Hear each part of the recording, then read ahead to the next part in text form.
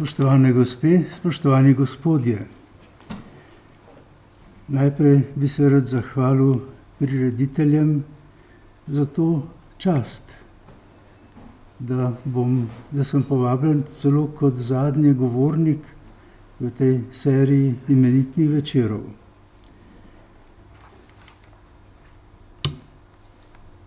Naloga pa ni preprosta.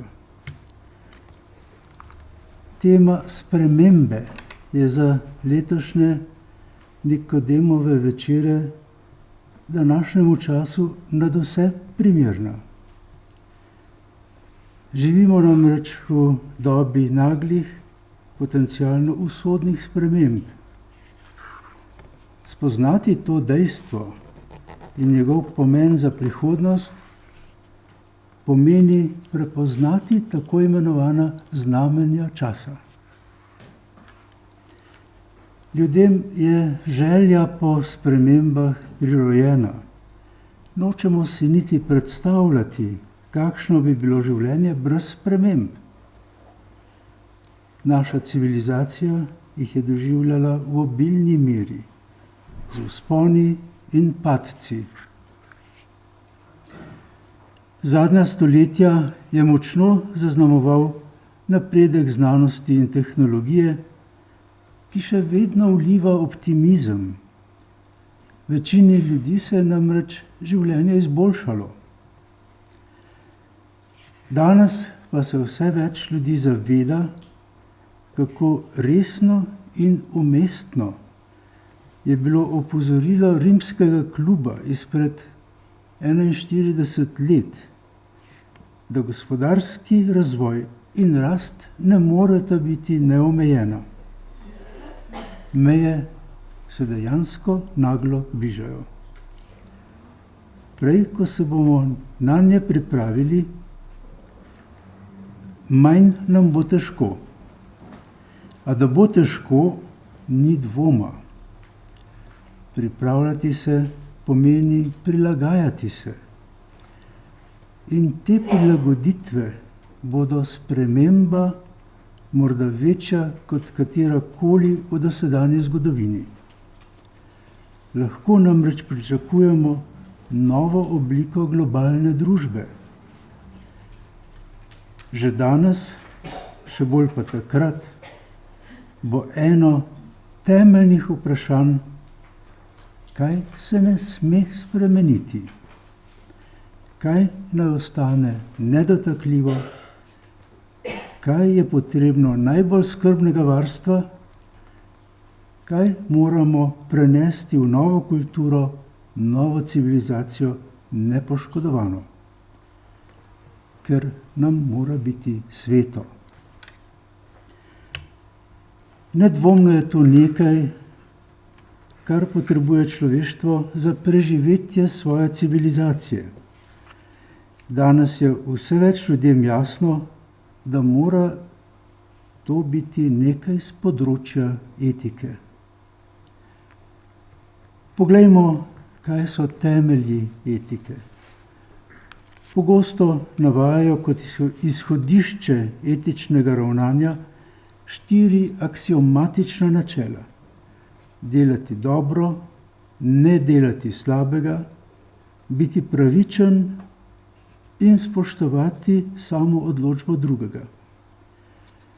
K temu dodajajo še tako imenovano zlato načelo etike. Ne stori drugemu tistega, kar ne želiš, da bi drugi storil tebi. To načelo najdemo zapisano s presenetljivo podobnimi besedami v Evangeliju po Mateju, v Konfucijevih analektih, budistični Udanavargi in hinduistični Mahabharati. To so vsekakor vrhovna vodila, ki so preživela preskus časa. Časa, merjenega v tisočletjih. Preživela so vrsto človeških kultur, mnoge krizne čase. Če je tako, lahko sklepamo, da so vpisana v človeški genom. Samo tako si je mogoče predstavljati njihovo odpornost in trdoživost, pojavljanje v ločeno nastalih kulturah. Ker gre za vrhovna vedenjska vodila, si zaslužijo vse spoštovanje. Najbolje ga je izrazil veliki filozof Immanuel Kant z besedami: dva čudeža poznam, zvezdnato nebo nad menoj in moralni zakon v meni. Ta načela naj bi zadoščala za etično vedenje in naj bi bila podedovani prav vzgib, ki izvira iz narave človeka in ga niti ni mogoče, niti ni treba razlagati in utemeljevati. Kot je zapisal moj eminentni ameriški stanovski kolega, pred nekaj meseci umrli dr. Edmund Pellegrino, profesor emeritus medicine in etike, do nastopa Baracka Obame na čelu predsednikovega sveta za etiko, pa je tako mišljenje zmotno. Za tem prapočelom je nekaj še bolj prvobitnega. Potreba po spoštovanju dostojanstva človeškega bitja. Ta pravzgib pa je v svojem bistvu eden od temeljev človeške civilizacije nasploh. Kaj je človeško dostojanstvo? To je inherentna, vrojena vrednost vsakega človeškega bitja. In prav ta je podlaga za civilizacijo. Od tega, kako resno jo jemljemo kot moralni imperativ, je odvisno, koliko bomo priznali človekovih pravic posamezniku, posebno neznancu, tujcu. Od tega je odvisno, koliko pravice do varstva bomo dodelili človeškemu zarodku, tistemu v Petrjevi posodici in onemu v maternici. Kako bomo gledali na evtanazijo in na samomor z zdravnikovo pomočjo? In kako na zlorabe človeka kot sredstva, instrumentalizacijo? Kako bomo spoštovali svetost življenja? In kaj si bomo drznili početi z genetsko dediščino prihodnjih otrok? Redko, če ne edino dosledno gledanje na ta velika etična vprašanja, najdemo v katoliški etiki. Najpomembnejša doslednost je v pogledu, da človeško bitje zasluži varstvo življenja od spočetja do smrti, da nihče nima pravice zahtevati lastne usmrtitve z roko drugega, da nihče ne sme hote vzeti življenja drugemu. Tudi v družbah, ki spoštujejo etiko, in celo v vrsti religij vidimo kompromise, ki delajo življenje množic lažje in udobnejše. A to gre na račun najšibkejših človeških bitij, med njimi posebej tistih na začetku in onih na koncu življenja. Gre pa tudi na račun verodostojnosti teh etik. Pri splavu se je postavljalo vprašanje, kdaj se začne duševno življenje človeškega zarodka. Pred tem začetkom naj bi bilo dovoljeno svobodno razpolagati z njim in njegovim življenjem. To seveda velja tudi za zarodke in vitro po zunajtelesnem spočetju. Z istim vprašanjem so se ukvarjali tudi raziskovalci in misleci našega dela sveta. Zanimivo je pogledati argumente, na podlagi katerih so na primer upravičili pridobivanje človeških zarodkov za znanost in za izdelavo zdravil. Zarodek v zgodnji dobi razvoja, znotraj prvih 14 dni, so preimenovali pravzaprav v predzarodek. Ta pa ne bi imel pravice do nikakršnega varstva, ker še nima razvitih možganov. Ključno pri sprejemanju britanskega zakona, ki je dovolil poljubno porabo tako mladega človeškega bitja za laboratorijske poskuse, je bilo to preimenovanje. V pravno-etičnih razpravah je bil za zarodke odsvetovan izraz človeško bitje. Kaj bomo spoštljivega rekli o taki etiki? Vojne ujetnike, ki so jih japonski zdravniki okužili z boleznimi, nato pa zverinsko obducirali žive in brez anestezije, so predtem preimenovali v marute.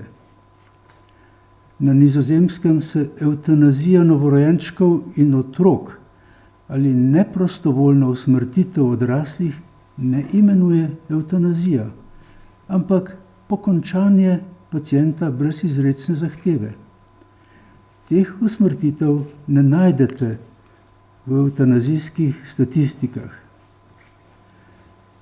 Novodobni utilitarni filozofi vežejo pravico do življenja na sposobnost pogleda v prihodnost in na sposobnost odločanja o sebi. Nerojeni otroci, dojenčki in kronično nezavestni bolniki tega nimajo. Zato jih lahko štejemo za neosebe, pravijo ti filozofi. Zato nimajo pravice do življenja. Detomor so poimenovali porojstni splav.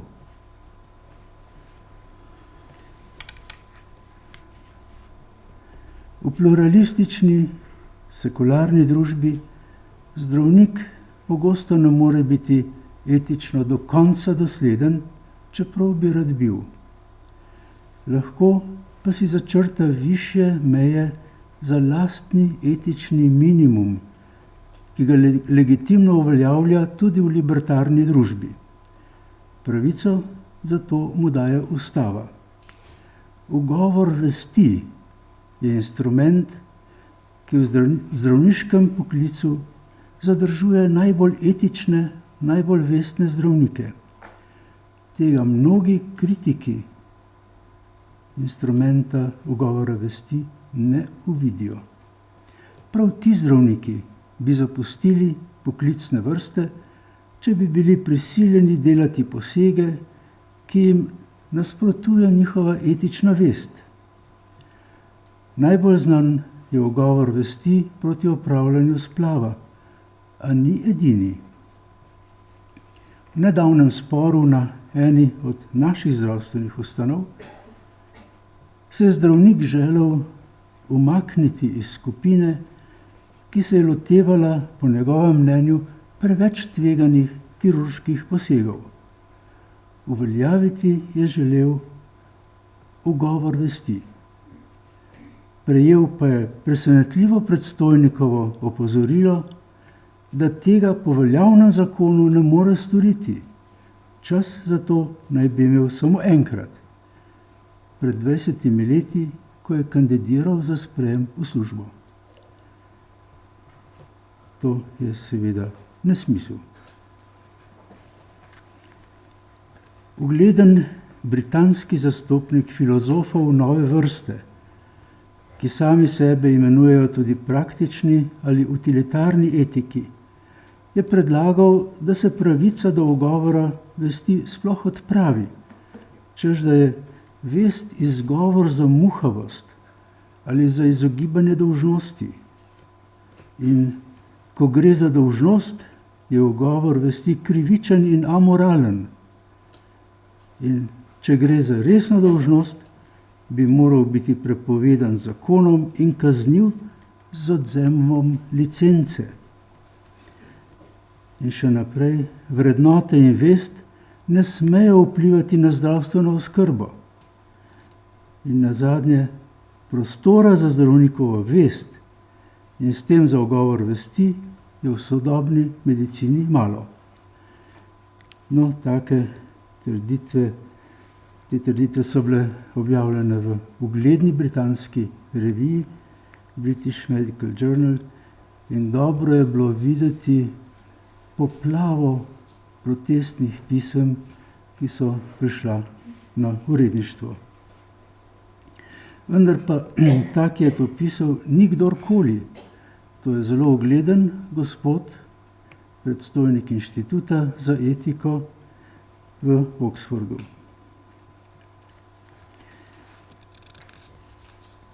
Ne smemo pozabiti, za pravico do ugovora vesti so tisoči pogumnih mož in žena prenašali porogljivo zaničevanje in šikaniranje, prestajali so dolgoletne zaporne kazni, žrtvovali so celo svoja življenja. Če bi sledili zahtevam zagovornikov nove etike in bi to pravico ukinili, bi ne izgubilo samo zdravništvo. Izgubili bi vsi.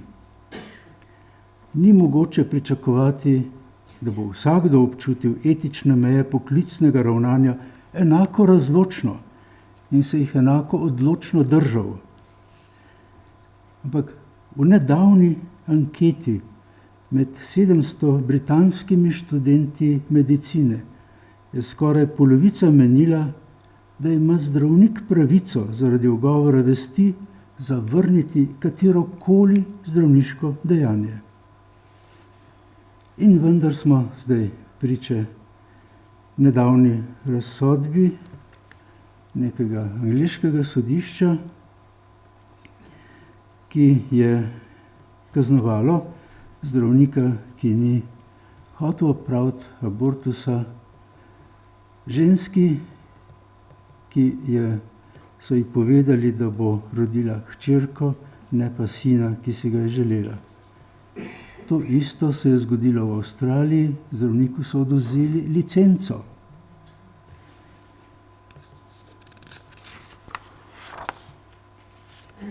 Vest je zagotovo vrednota, ki je ne smemo žrtvovati. Vest podpira etično vedenje tudi takrat, ko preneha strah pred kaznijo, ki je mnogim potreben motiv za izogibanje hudodelskemu ravnanju. Zgovorni primeri so roparske tolpe v vojnah ali naravnih katastrofah, kot je bil nedavni super tajfun na Filipinih. A vrnimo se k dostojanstvu. Kaj sploh je dostojanstvo? Beseda se uporablja za različne pojme. Včasih označi odliko človeka, ki si je zaslužil naše spoštovanje s svojimi moralnimi vrlinami in zaslugami. Bolj prazen je izraz, če ga uporabimo za človeka, ki si zasluži spoštljiv odnos zaradi položaja, ki ga zaseda v družbi. Dostojanstveniki, Angleži govorijo o dignitaries, so ugledneži na visokih funkcijah. Nekateri govorijo o dostojanstvu tudi kot načinu vedenja, ki je v nasprotju s prestrašenostjo, obupavanjem, čustveno šibkostjo. V tej zvezi omenjajo celo umik iz predsmrtnih stisk v samomor ali evtanazijo, kot smrt z dostojanstvom. S tem mislijo na podobo o sebi v očeh drugih in v lastnih očeh. To seveda nima nič skupnega z dostojanstvom, na katerega mislimo mi, in to je vrednota, ki je neodvisna od vsakršnih zunanjih meril. Dostojanstvo, ki ga imata v enaki meri moralen človek in hudodelec. Usmerjevalni odbor za bioetiko Sveta Evrope, predvsem pri enem od velikih etičnih vprašanj, ni našel skupnega jezika. To je bilo varstvo človeškega zarodka, tistega po zunajtelesnem spočetju. Teh življenj ni bilo mogoče zavarovati s konvencijo o bioetiki, ki je sicer vsega spoštovanja vreden dogovor na področju širše Evrope z veljavo zakona.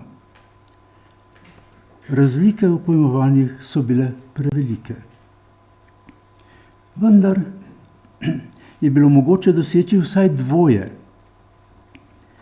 varstvo človeškega dostojanstva teh nemočnih bitij in varstvo njihove identitete. Tu je torej prišlo do veljave spoznanje, ki ga je utemeljeval omenjeni profesor Edmund Pellegrino. Dostojanstvo človeškega bitja je najvišja vrednota, ki varuje posameznika. Je celo višja kot pravica do življenja. Spoštovanje človeškega bitja in njegovega dostojanstva je morda pretežno razumska kategorija, ima pa svojo vzporednico na čustveni ravni. To je sočutna skrb za sočloveka, ljubezen do bližnjega. Pretekli ponedeljek nas je navdušilo zelo posebno doživetje. Srečanje s slovenskim misijonarjem na Madagaskarju Pedrom Opeko. Oče Peter je s svojim izrednim govorniškim darom, predvsem pa s prepričljivostjo svoje edinstvene humanitarne zgodbe, naredil izjemen vtis. Ampak, spoštovani, izjemen vtis so naredili tudi njegovi poslušalci. Ne vem, če je v Unionski dvorani že kdaj bilo toliko ljudi. In vsi ti ljudje so frenetično ploskali. Doživeli smo stoječe ovacije in videli smo solzne oči ljudi, ki sta jih ganili misijonarjeva brezrezervna dobrota in predanost delu za otroke na smetiščih, za najrevnejše med reveži. In tis je naredilo njegovo poglavitno etično sporočilo. Najpomembnejša je ljubezen. To je sporočilo iz Evangelija po Mateju, ki govori o dveh vrhovnih božjih zapovedi. Prva govori o ljubezni do Boga, druga pa se glasi: ljubi svojega bližnjega kakor samega sebe. Ko je ta zapoved prvič prišla med ljudi, je šokantno pretresla kulturo starega veka z njegovim prastarim pravilom zob za zob, oko za oko. A je naglo pridobila srca množic, krščanstvo pa naposled status državne religije. Kot človekoljubno sporočilo odmeva tudi v današnjem sekularnem svetu. To ima druga imena: skrb za sočloveka, socialno varstvo, socialno delo, socialna država, filantropija. Ime je manj pomembno. Gre za zmagovito dobrosrčnost, sočutje in dobrohotnost, ki že 2000 leti prevzemajo ljudi. Pedro Opeka je odprl srca svojih poslušalcev že s prvimi stavki svojega nagovora. To naglo odpiranje povabilu k dobrosrčnosti nas utrjuje v prepričanju, da za notranjimi vrati ljudi že čaka tisto, kar tam mora biti: naklonjenost do bližnjega in sočutna skrb za sočloveka v potrebi. Da ste res položeni v zibelko. Čudovito je bilo slišati, da smo Slovenci med vsemi darovalci, podporniki Opekovega humanitarnega dela, najbolj odprtih rok. Slovenska akademija znanosti in umetnosti se je nedavno lotila projekta, v katerem bomo poskušali podpreti vračanje etičnih vrednot v vzgojo otrok, od predšolske dobe do odraslosti. Med poglavitnimi vrednotami bo empatija, sposobnost sočutnega uživljanja v bližnjega, skrb za sočloveka. Vendar moramo vedeti, tudi ko ima otrok zdravo dedno zasnovo za take lastnosti, se te ne bodo razvile, če jih ne bo spodbudilo okolje. To spodbujanje pa mora priti dovolj zgodaj in biti mora dovolj razločno. Raziskave kažejo, da sta ključni prvi 2 leti življenja. Tedaj mora otrok doživljati ljubeč stik z roditeljema. A ne pozabimo, to je le nujno potrebna dopolnitev tistega, kar otrok že ob rojstvu prinese na svet. Če pa se sposobnost empatije ne razvije, bomo dobili moralnega invalida, nesrečo zanj in za ljudi okrog njega. Spoštovanje človeškega dostojanstva se lahko na slab način vmeša tudi medicina. Vmešala se je že mnogokrat, večkrat s katastrofalnimi posledicami za vpletene. Danes izumlja metode, s katerimi naj bi bilo kmalu mogoče izboljšati človekove lastnosti in sposobnosti. Govorijo o žlahtnjenju človeka na načine, kakršni so že vpeljani v pridelavo poljščin in v živinorejo. Za zdaj gre največkrat za pospeševanje duševnih in telesnih sposobnosti z zdravili. A kmalu utegnejo biti na razpolago tudi posegi v genom. Marsikaj je že narejenega na poskusnih živalih. Ti posegi naj bi povzročili celo dedne spremembe lastnosti. Če poslušate nekatere ugledne mislece iz že omenjenih krogov na vplivnih položajih, vas mora zaskrbeti. Starši naj ne bi imeli pravice zavrniti izboljševanja lastnosti svojih otrok, ko bodo metode na razpolago. Med zaželenimi ojačanimi lastnostmi bodo tekmovalnost, večja inteligentnost, nadarjenost za umetnost in šport, boljša sposobnost za koncentracijo in spomin, manjša potreba po spanju, večja lepota telesa. Cilj bo čim boljši individualni uspeh. Ni pa med cilji sposobnosti empatije. Če je kaj, česar ne smemo spremeniti, tudi ko nas bodo k temu pozivali, če je kaj takega, česar si res ne smemo pustiti vzeti, potem je to naše podedovano nagnjenje k spoštovanju človeškega dostojanstva in k sočutni skrbi za bližnjega. Kakšno katastrofo je prinesla ljudem odprava človeškega dostojanstva v času 3 totalitarizmov, še dobro pomnimo. Tudi pri nas so bili 10 000 pobiti, 100 000 pa ustrahovani, ponižani in oropani pravic.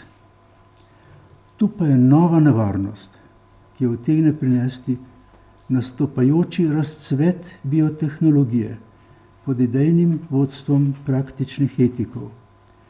Pred njo je malo pred smrtjo svaril modri profesor Edmund Pellegrino. Človeško dostojanstvo mora ostati nedotakljiva vrednota. Hvala lepa.